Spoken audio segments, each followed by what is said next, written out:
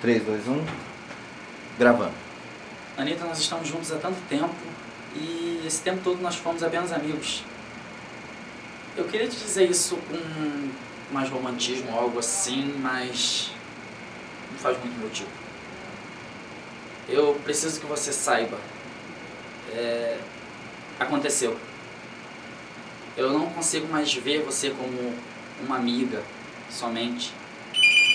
Eu quero você nos momentos tediosos, com pouca luz.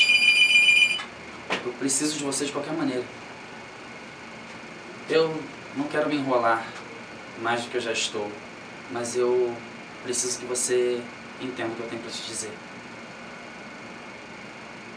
Eu amo você.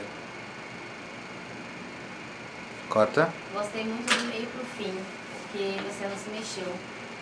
No começo estava se É mexendo difícil, muito. isso que é difícil pra mim. É. Ele falou, não gesticula. Só que você treinar em casa, meu celular quase caiu umas 30 vezes. Eu ficava assim, ó.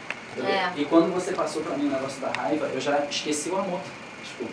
Que Esqueci bom. o amor todinho. Aí Mas eu, ficou bem melhor, mais vamos com misturar. raiva do que com só o melancólico. Porque Aham. melancólico, como o texto ele é um texto muito tradicional, ele idealizava muito Shakespeare. Eu tava até comentando, eu tive 3 Então, dias só pra treinar. Aí ontem eu quase mudei. Eu falei, eu vou mudar. Aí hoje de manhã no ônibus eu vindo, eu li outro texto. Quando eu li outro texto, eu falei, caraca, não vai rolar, cara. Como é que eu vou fazer um negócio com uma taça na mão? Claro, Vou dar um ar de sarcasmo enorme. Mude sempre.